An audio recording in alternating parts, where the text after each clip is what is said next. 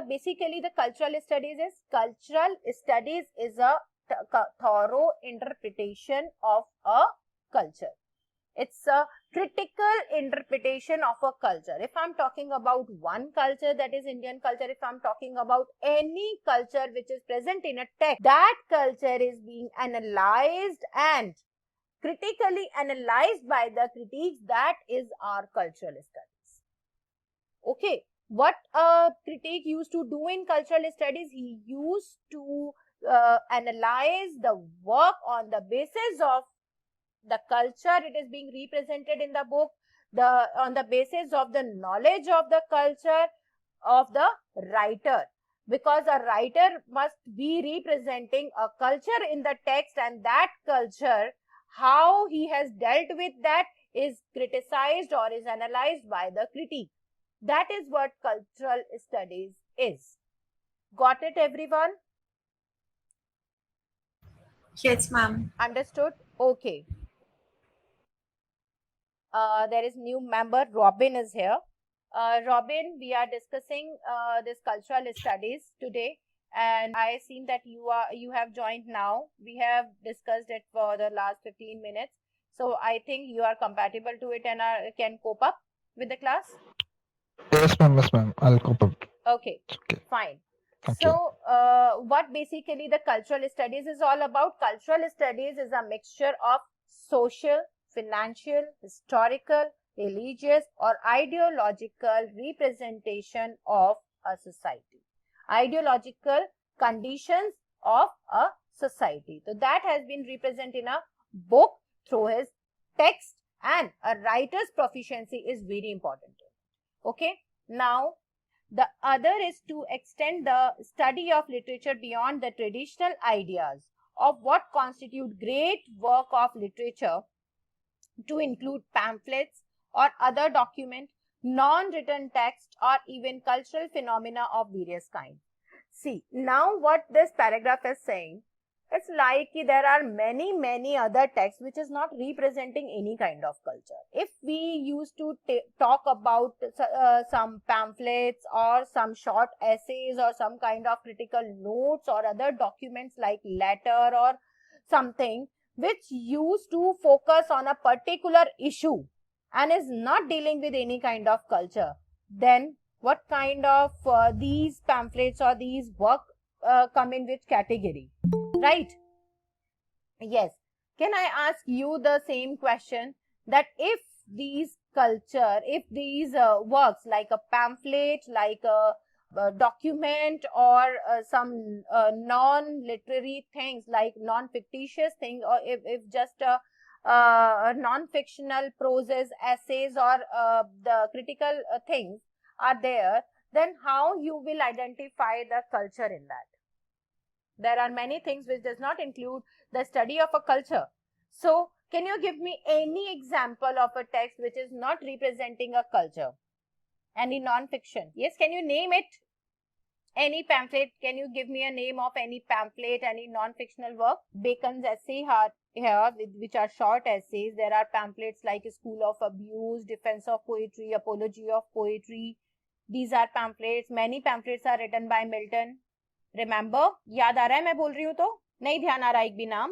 Okay, haven't you heard about the Stephen Gossoon's essay, The School of Abuse? Have you heard about it? No one has heard about it? Yes, ma'am. Yes, ma'am. Yes, ma'am. We've heard. We've heard. हाँ, तो please बोलिए. Okay, and what is the pamphlet written in reply of Stephen Gossoon's pamphlet? Who? Defense of Poetry. Written by? Sidney Sheldon. No, Yeah, not sorry. Philip Sidney. Philip Sidney. Philip Sidney, yes. So, Philip Sidney has written a reply to Stephen Gossoon's School of Abuse.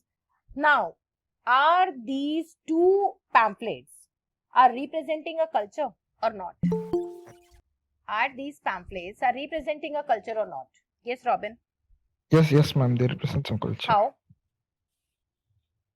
Because the writing, we can see that they reflect the culture of their time. Yes, at least they are these pamphlets are representing a writing culture of that time. Yes, ma'am. Right?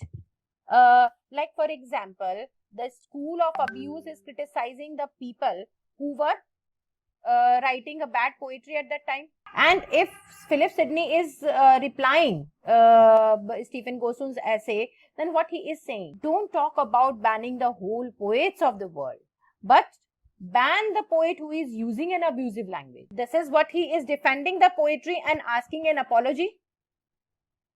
Yes, ma'am. Yes, then what kind of culture was there about writing? That people or the poets of that time must be creating some kind of thing which is annoying, right? So you got to know about something about the English culture of writing through this kind of pamphlets. Also, you are getting about the culture of writing of English people of that time. What was the time actually when this essay came in existence? When Philip Sidney's essay Apology to Poetry came in existence? In which century it was published? 16th century, I think. 16th century. 1586 is the publication date. 16th century. Yes. Shars. So this is what the fictional or the other literature. इसको other literature क्यों बोला है? Because it is not the imitative or imaginative literature. It's not a true literature, but it is a literature which is being written on the facts. On the basis of facts it was created. So that factual literature also shows the culture in some or other way. Okay. Now, the great work of literature include pamphlet and other document. It's called Cultural Phenomena of Various Kind. Okay. They also shows the cultural phenomena of various kind. In this formulation of creative activity, creative activity is seen as a result of the material actuality within which it is located. Now, along with that, in this formulation, जिस तरीके से भी ये pamphlets वगैरह बनाए जाते हैं, in the formulation of these pamphlets or these creative works, in the formulation of these literary work, all creative activity is seen as a result of material actuality within which it is located. So यहाँ पे क्या दिखाई जाती है? Basically material activity, what kind of society it is, because they must be commenting on each or other part of something. So like for example, if I talk about Milton's pamphlets and essays, then he was criticizing the kings, he was criticizing the religious people, he was criticizing the politicians of that time. So his target was these people. So that these pamphlets are showing the statuses of kingship, politicians, House of Commons, religious people, the education level, the status of female, such kind of things was also there. That is the material and societal existence of the society at that particular time period. Okay, is it understood to each and everyone? Any question from the slide? Please reply fast. No, ma'am. Should I take the names of each and everyone to take an answer? Please reply if you have understood. Okay. Yes, ma'am. Yes, ma'am. Yes, ma'am. Yes, ma'am. Okay. So let's move on to another slide. Now, cultural studies is a new paradigm of English studies throughout the world. Since the 1970s, along with the varied definition of culture, there was a paradigm shift in the way English studies have been conducted. English department across the world gave way the Department of Cultural Studies because the primary concern of English study is the study of cultures. For example, when we say we are studying English, in most cases we mean that we are studying English literature, and literature is nothing but the study of culture. That is what we are studying from the beginning to now. Okay. And one more thing, do you know any department which has been changed to this?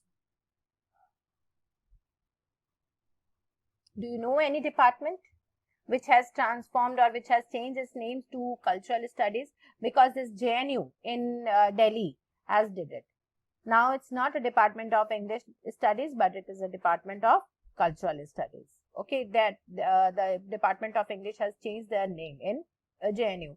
So this is how the English studies is transformed into cultural studies, and they have proposed to put cultural studies as a separate unit in UGC. That was a proposal from JNU and was accepted by NTA. CBSE didn't accepted it, but NTA accepted it. Okay, now, so we have learned it. Now, day by day, we are progressing toward an era when the study of culture become the most significant way in understanding an era as well as its people. Okay, so day by day, as we are progressing toward an era, as we are progressing toward the time when the study of cultures become the most significant way in understanding an era as well as its people. As we are studying literature, as we are studying culture which is attached to the literature, we are getting a better understanding of the people related to the culture, because now it is more open to it, because now the era is more scientific, it is more technical, and we can understand it thoroughly because we can see it, we can see the video, the visual effect, the visual part is also present here. So we can visualize the exact which is represented in a literature. So to understand culture in today's time is far more easier than when it began. Correct? Right? Understood? Now. Yes, ma'am. Yeah. Now, cultural studies combines a variety of politically engaged critical approaches including semiotics, Marxism, feminist theory, ethnography, critical race theory, post-structuralism, post-colonialism, social theory, political theory, history, philosophy, literary theory, media theory, film studies, communication studies, political, economy, translation studies, museum studies, history, criticism to study cultural phenomena in various societies and historical periods. So if we are studying a culture, what we are studying a thorough age, a thorough technical or emotional or all the aspects of a development in a society, including each and every aspect, right, in present and historical periods. दोनों चीजों को लेके combinedly हम एक उसकी cultural study करते हैं. Cultural study seeks to understand how meaning is generated, disseminated, contested, bound up with the system of power and control, and produced from the social, political, and economical spheres where economical spheres within a particular social formation or conjuncture. Fine. Basically, cultural studies का अब हम यहाँ पे क्या देख रहे हैं? It seeks to understand the meaning is generated. मतलब किसी भी text के अंदर where all these things have been represented like various source of media, film, politics, history, sociology or structure or post-colonial studies, or every study is there in one text. So in that text, the cultural study means to understand that how the particular meaning is generated by using all the things. Along with that, it is disseminated, it is contested, bound up with the system of power and control. Power and control means the rule. Who is the ruler and how the rules and regulation, the laws are there in the society and how people are affected and bounded with it and produced from the social, political and economical spheres within a particular social formation or conjuncture. So how a literature is being produced in a social conjuncture. Got it, everyone? Yes, ma'am. Yes. Yes. If there is any kind of question regarding the above two slides, then you can ask me. Any questions? No? No questions? Okay. Now, next slide. Culture is not a thing or even a system. It's a set of transactions, processes, mutations, practices, technology, institution, out of which things and events such as movies, poems, world wrestling bouts are produced, to be exercised, live out and given meaning and value in a different ways within the unsystematic network of differences, important theories of cultural hegemony and agencies have both influenced and been developed by the cultural studies movement, as have many recent major communication theories and agendas, such as those that attempt to explain and analyze the cultural forces related and processes of globalization. Okay. What basically the next step in cultural studies is we have to read or know about the experiences and the different institutions and technologies, the practices, mutation processes and everything, and we have to read everything in the process of globalization, like how all these things are interconnected.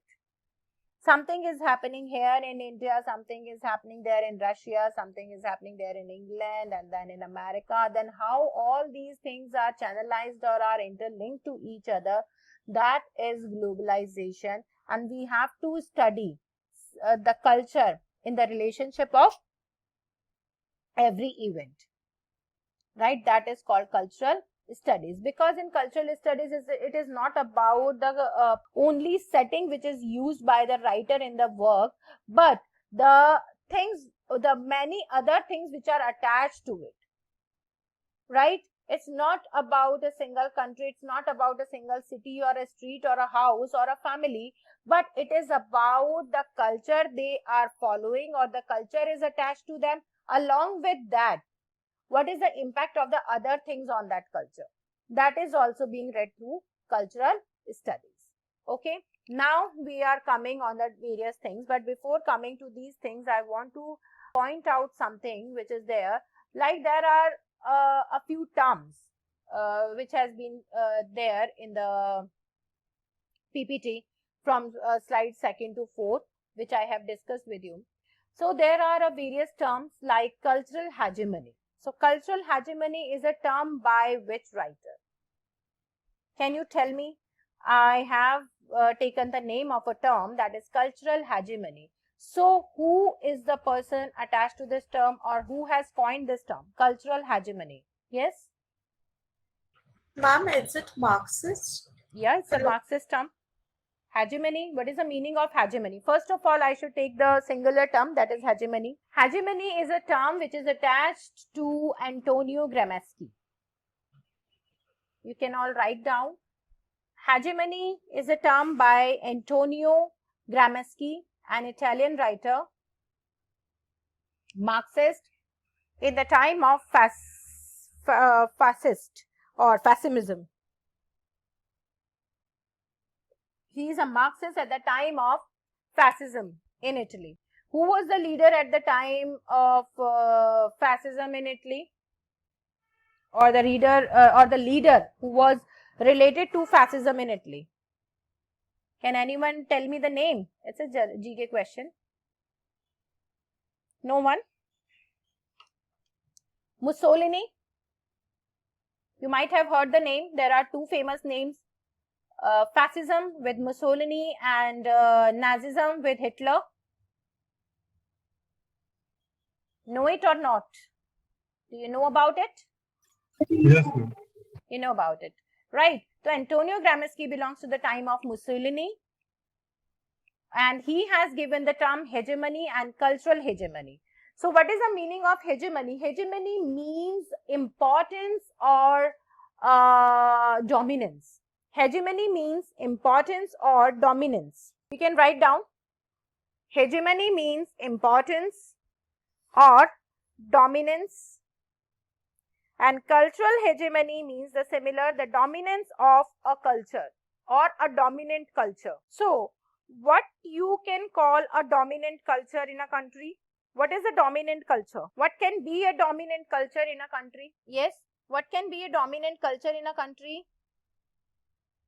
किसी भी country में कोई भी dominant culture कौन सा होगा? Yeah. Ma'am, those of the upper ruling class. Maybe you are right, but Deepak has said which is followed by maximum of the people of the country. That is also right, but mainly I should say a culture which is supported by the power, ruling power. That is the dominant culture. Yes, ma'am. Right. If you, Yes, ma'am. if you are going to a country like any country, a Christian dominant country or a Islamic dominant country, and because you are a Hindu and many people from India or Hindu or Christians are living in a Islamic dominant country, but they have a certain rules on the basis of their religion, and you all are bound to follow it, then what is the cultural or religious hegemony? Their religion is the end of the hegemony. That is that is the dominant religion or the culture is there, right? Because you all are following that culture, whether you belong to it or you don't belong to it, that doesn't matter, but you are following it because that is in the power. So here Antonio Gramsci is also talking about the cultural hegemony. He said the culture which is supported by the ruling class, which is supported by the rulers, the power is supporting a culture, is cultural hegemony. Okay, that is the dominant culture of a society. So if I talk about, I'm not taking it on a religious part, but I'm talking about the cultural part. Okay, like if you are, what basically this cultural hegemony means, because we sometimes used to relate it to some or other religion and used to misunderstand it. Now, what is basically a cultural hegemony? Like for example, now there are you in the recent time you must have been observing a various or a big cultural shift in the society. Like for example, if in the previous time or just 10 years before, if there is a marriage in the house, then what we were giving preference to? The ceremonies. We were giving preference to the ceremonies. But now in today's time, in this year or a year before or 5 years back from the 5 years or in this recent years, if there is a ceremony like marriage is there, then what we are focusing on? The matching jewelry, the matching dress for each and every ceremony, for the decorations for each and every ceremony, and the kind of culture which we are watching in the television. Like in the television, there are certain kinds of jewelry they are wearing for the particular functions, and the particular music is there or the setting is there. We try to do or follow all this culture in mixed with our culture. We are doing the ceremonies, but in their tradition. Right or wrong? Right or wrong? Yes, ma'am. Right. Yes, ma'am, right. We are doing that. Are we following the culture of this dominant class? Because I think no one in the television who are following the ceremonies or the ceremonies is being shown in the movies or TV serials. They does not belong to a middle class or a lower middle class families. Right? If you are watching a movie of Karan Johar, if you are watching a movie of SRK, if you are watching a movie of, a TV serial of Ekta Kapoor, then no one used to talk lesser than 5,000 crore or 6,000 crores. They belong to the super classes. So we try to follow that culture in our society. That is a cultural shift or not? Yes, whether it is a cultural shift or not. Answer first, whether it is a cultural shift or not. If it is a cultural shift, then to whom we are following? If it is a cultural shift, then whom we are following? Ma'am, the dominant ones. Those who are in power. Is it right to call them the dominant, or is it right to call them the superior class? Yes, ma'am, superior one. Yeah, we cannot say that they are dominant, but they are the superior class, right? Which is being reflected there. Their culture is being reflected to us. Their culture is being shown to us. Yes, elite class. Yes, Deepak. So all these things are shown to us in such a decorative or in such a manner that we are bound to follow it. Why we are doing it? Why, being a middle class people, why we want to mix with these classes, or we want to mix our culture with these classes? Why we want to do it? If you are following a culture, if you want to be in the mainstream of a particular culture, without caring of your rituals or something, then what is the reason behind it? Please be fast. You want to show yourself a bit modern, or belong to a better class, or a upper class, right? That can be the reason. Yes, ma'am. Yes, we are thoroughly modern, we are totally updated, and we are following the latest traditions for that, and we are rich enough to follow the traditions itself, right? We can do all these things for our functions also, because we are rich enough. There are only two things which we can show: our modernity and our richness. Is there anything else which we can show by following the culture of the elite class or the upper class? Very low replies or responses from your side. Please be interactive. Otherwise, I won't be able to know whether you are understanding me or not. Yes, please be interactive. Are you getting me? What I want to say? Yes, ma'am. Okay. What about others? Are you getting me? Other students? Yes, ma'am. Yes. Okay. So by Yes, ma'am. these things, Yes, ma'am. by following a culture or a tradition of the upper class, we are into a stream of cultural shift, right? And by shifting our culture according to the upper class, we are in the category of cultural hegemony, that we are following the dominant culture. We are not bothering about our culture. We are not bothering about our roots. We are not focusing on our particular ritual, but we are more focusing about the presentation of that culture or that ritual. Okay. So that is like hypocrisy or a shallowness comes with the cultural hegemony, because when we try to come into the mainstream of the culture or the culture of the elite class, we become shallow. And that is what cultural hegemony shows. Cultural hegemony and the agency means these traits which I am telling you. Okay, the agencies or the features of cultural hegemony is that which I am telling you. जितनी भी चीजें अभी तक आपको कही है, that is related to cultural hegemony and its agencies. Is it clear? Yes. Yes, Because ma'am. see, in your exam, a individual question on cultural hegemony term, on the term of hegemony can come. ठीक है, it belongs to Antonio Gramsci and it is related to your shifting of culture or following the culture presented by the dominant class or the upper class or the elite class. Clear?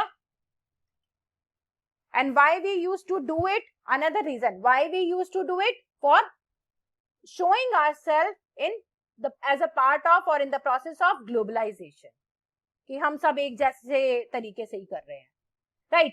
Okay, fine. Can you give me one example of globalization here in India? Is there something which become very common, but that is not our culture? Yes, something which become very common and become a part of our ceremonies or day-to-day life, but this is not our culture. Just to be into the process of globalization, we all are doing it. Can you give me one example of it? I can get whether you understand the cultural studies or not. Are you getting it or not? Any example? Okay, I'm giving one example, then can I expect examples from you? If I give one example, can I expect other examples I think from we are wearing jeans nowadays, which is not really Indian, but it's very common now. Yeah, okay. We're eating noodles now, which is not really Indian, but everybody eats it. It is Chinese. No, Rukhsar. Everyone is not eating noodles. It's not. I mean, most people. Yeah, many people are doing it, but And not everybody is wearing jeans either, but yeah, most. it becomes most are. it become a fashion in the mainstream. Okay, the very common thing is cutting the cakes almost on all the functions, especially birthdays. Now it become a part of wedding. Now it become a part of many rituals in the wedding. And if there is something, you are cutting the cakes. So cutting cakes is a cultural hegemony thing or not? Yes, ma'am. Yes, ma'am. It's not our culture, but we are doing it from the time when we didn't started wearing jeans, or we don't know about the noodles, because when I was a kid, then also I was cutting the cakes. So it became the fashion, and ultimately now it's a common routine, and it become a part of every function. Similarly, she said wearing jeans. Yes, that was not a part, but now it is common. It is common for all. Can you give me other examples? Two examples are in front of you. Eating habits, she has also given you the example. Now try how we are drifting towards the hegemonic culture or a dominant culture. Ma'am, maybe how we greet to people nowadays, like hello instead of namaste. Yes. We don't say namaste. We don't say like suprabhat or something. We start greeting people like hi and hello only. Our greetings are changed. And yes, Old woman wearing sari. Now all women wearing dress. yeah, old people are wearing different dresses, and Difference, yeah. these dresses we used to call ethnic, mixture Yeah. of Indo-European, right? Like the one piece gowns or the Yeah. party gowns. Yes, good morning also is yes, the thing, but that is Deepak, that is just English translation, because we used to greet people with suprabhat or something, and now we are saying good morning because that is understood to everyone. But हम लोग घर में good morning शायद अभी भी बहुत कम बोलते हैं. अगर हम अपने ही घर में किसी को ग्रीट करते हैं तो अभी hardly say good morning. We use to say मतलब इधर we use to touch feet to greet them, और वो भी वो कल्चर में नहीं आया, ये अभी भी फॉर्मल में ही है हमारे साथ मोस्ट ऑफ द पार्ट्स के अंदर, राइट? आप मुझे हाँ, जैसे अब आप मुझे नहीं जानते या मैं आपकी टीचर हूँ तो आप मुझे विश करेंगे तो शायद आप गुड आफ्टरनून गुड इवनिंग से विश करेंगे, लेकिन अपने घर में शायद नहीं करेंगे. कोई आएगा तो यू स्टिल डू नमस्ते और simple hello, right? Yes, ma'am. तो And boys also, ma'am.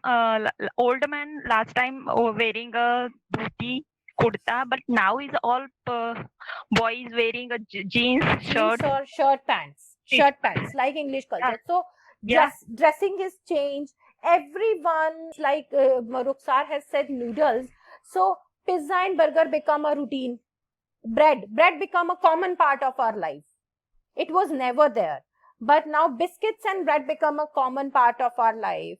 Chocolates, something like these, instead of sweets. We all maximum of us used to say no that the sweets, the Indian sweets, we used to say no, that has much calorie, but we used to eat chocolates very passionately or with a good liking. So that is how the cultural hegemony is there, because we are shifting our culture towards Europe. Why we are doing it? Also, ma'am, last time we studying, our parents studying in a ground, but now I am studying in a chair. Yes. You cannot study on you cannot study sitting on floors. Ground. Yeah, ma'am. you cannot study sitting on floors. You need a chair if you are going somewhere. And if you saw the culture that there is no chairs in the school or in the college, then classroom, then you said this is not of our standard.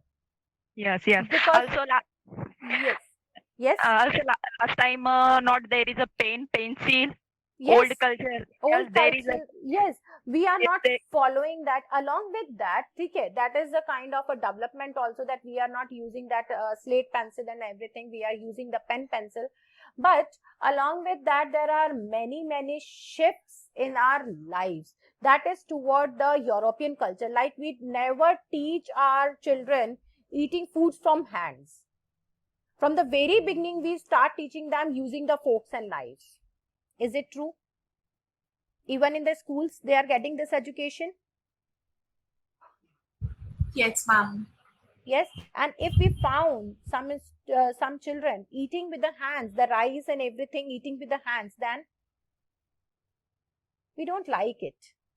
Or what we used to say, it doesn't look good in public. You are eating it at the home is fine, but stop this habit. We used to ask our children that or not? Yes, we do that, right? We want them to use we want them to know a good usage of forks and knives.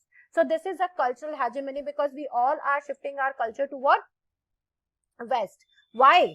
Why we are following their culture and they are not following our culture? Are we less cultured? Because we think they are superior and they don't think we are superior. Yes, because we think they are superior. And why we think they are superior? Because they ruled us. We didn't rule them. So they were the ruler, they were the kings, and the king is always superior. So that is our colonization of mind, that we are taking them superior, we are degrading our culture, ourselves, and we want our kids to follow that culture besides our culture. That is a proper reason for that. Got it, everyone? Yes, ma'am. Yes, Yes, ma'am.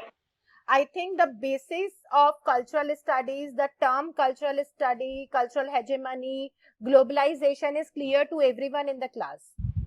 Yes, ma'am. Absolutely. Absolutely. Yes. Okay, good. Now, this is about the origin and progress of cultural studies. It is almost universally recognized that the discipline of cultural studies developed out of the work of cluster of scholars who conducted research and published books and papers from the Center of Contemporary Cultural Studies at the University of Birmingham in Great Britain. Okay, this is about how it came into existence and become a mainstream of cultural studies. That is about the history of the development of the discipline of cultural studies. Okay, so basically it come into existence in the from the first part, that is, it was introduced in the University of Birmingham in Great Britain. So for the first time it was introduced there as a cultural studies. However, CCCS, that is Center of Contemporary Cultural Studies at Birmingham, actually brought together in a formal way ideas and critical attitudes that had been developed by a wide range of critics and writers from a number of different disciplines and ideological positions. The early version of cultural studies were set by the students of British left, such as Richard Hogarth and Raymond Williams. These two names are very, very important, which is related to cultural studies, because throughout the cultural studies you have to read the ideas of Richard Hogarth and Raymond Williams. Just note down these two writers. If there is any question related to your cultural studies in your exam, then definitely these two names will be there in the option. Okay, and in 80% chances the answer will be from out of these two options. So please mark these writers. These are very, very important writers. They are the students at Oxford. They observe a wide gap between the high culture and low culture, and they found how they have been isolated and alienated from the high culture, that is culture of elite. Okay, because they were the student and they came from another countries to the Britain, they become a part of Oxford, because Raymond Williams and Richard Hogarth, they both are not British, but they came to this country and have taken education there. They become the out of elite culture. They does not belong to the elite culture, means they does not belong to the educated group of English culture. They were so they have been put out of that, and ultimately to understand this culture, what is high culture, they started taking their own culture as a low culture.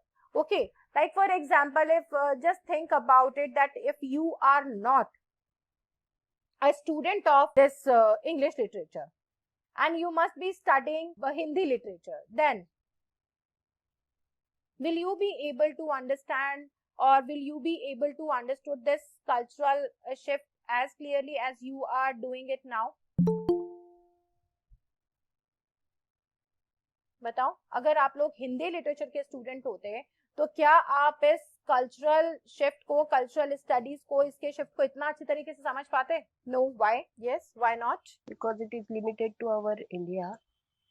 because Indian literature or Hindi literature was limited to our India, and because we were not into the contact of the literature from the other world, we were not into the stream of cultural drift, or we were not into the stream of understanding the culture. ठीक है, हमारे पास cultural studies ही नहीं होता because we were not studying that. अगर हम कोई चीज पढ़ेंगे ही नहीं तो हमें वो समझ में कैसे आएगी, और हम उसका पार्ट भी नहीं बन सकते. अभी आपको कोई बोले कि नहीं ये एक बैलेंस शीट बना के देना जरा अकाउंट्स की, कर सकते हो ऑन द स्पॉट अभी बैठ के? You can't, right? You can't. You need time to understand that. So this is the thing. If you all would be reading or studying Hindi literature, then you won't be able to understand that elite culture. Similarly, Raymond Williams and Hogarth has faced the problem.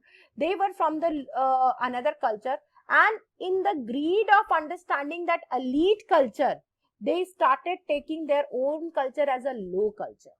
So he said, then we got to know about the two streams of culture, high culture and low culture. What is high culture? The culture which is followed by the elite people, and what is low culture, which is followed by a common man. That is elite culture. Got it, everyone? Yes, ma'am. Okay. Okay. Now, culture belongs to the minority of the society, in where the appreciation of the art and culture depends, and that culture is only for a few who are capable of unprompted first-hand judgment. That is called low culture, जो culture बहुत कम लोगों जो कम लोग follow करते हैं. Minority of the society, minorities are the subjugated classes. So that is called low culture. Now, there is another term is here, Levism. Right? So cultural studies appeared as a field of study in Great Britain in 1950s out of Levism, a form of literary studies named after F.R. Lewis, its normal prominent member. Okay, one another member is also there in front of you, that is F.R. Lewis. Right? अभी तक हमने कितने members पढ़े? Can you tell me the name of the important members of cultural studies? Yes. What are the names of the? Yes. Richard Hawkwood, Raymond Williams, and the third one is Third one is F.R. Lewis. F.R. Lewis. And the fourth one, the first writer, Antonio Gramsci. And yes. Okay, you left it. So there are four writers till now, which I have told you: Antonio Gramsci, Raymond Williams, Richard Hogarth, and F.R. Lewis. These are the four important. F.R. Lewis is a British. Antonio Gramsci is Italian. And Raymond Williams and Richard Hogarth, they are partially British. Okay. And they also belong to the school of formalism. I think you all understand what is formalism. New criticism and formalism. Do you understand or do you know about the theory? Have you heard the name of these theories? Formalism, new criticism. Yes, ma'am. Right. So Raymond Williams and Hogarth also belongs to formalism. Okay. Now, F.R. Lewis, its most prominent member. Lewism was an attempt to disseminate what is now commonly called after Pierre Bourdieu, cultural capital. Okay. What is the term? Lewism means cultural capital. Cultural capital means, what can be the meaning of cultural capital? The asset which is related to a culture. Okay, the asset of a culture, that is cultural capital. Though this is not how it saw itself, Lewis wanted to use an education system to distribute literary knowledge and appreciation more widely. Basically, what is Lewism? Lewism is spreading a culture through education. That is Lewism. And what is cultural capital? What is cultural capital? Asset. The tradition which is used as an asset. Yes, one Shars. Yes, ma'am. Cultural asset, yes. Yes, cultural asset, right? So the values which are attached to a culture is cultural capital. Okay, And what is Levism? Levism is a process of spreading the culture and cultural capital to the people through education. That is Levism. So now for today, you know 6 terms. First is hegemony. Second is cultural hegemony. Third is, what is the third term I gave you today? Globalization. Globalization. And cultural studies itself as a term we have studied. And what is here? Levism is a term. Another is cultural capital. Cultural capital is by Pierre Bourdieu. Cultural capital is by Pierre Bourdieu. Okay? Okay, now, Levism is a term related to F.R. Lewis, where we have seen it in the Great Tradition. The work's name is The Great Tradition by F.R. Lewis. Now, all these concepts are clear to everyone. जो भी आज कराया है वो सबको clear है? Yes, ma'am. Yes, ma'am. Okay, Pallavi. What about others? Okay. So, Yes, ma'am, clear enough. clear. Okay, very good. So this is our demo class on cultural studies, where I have given you the names of the writer, the terms related to them, and everything is clear to you. So in this manner your class is being conducted, and I will take one more demo class. In your respective group, you can give me a topic on which you wanted it. If you want to continue with the cultural studies, I will take another class on cultural studies tomorrow at the same time. And if you want me to take another class on some other topic, you can mention the topic, but the time will be 3 p.m. Okay? Is it clear to everyone? Yes, ma'am. Okay.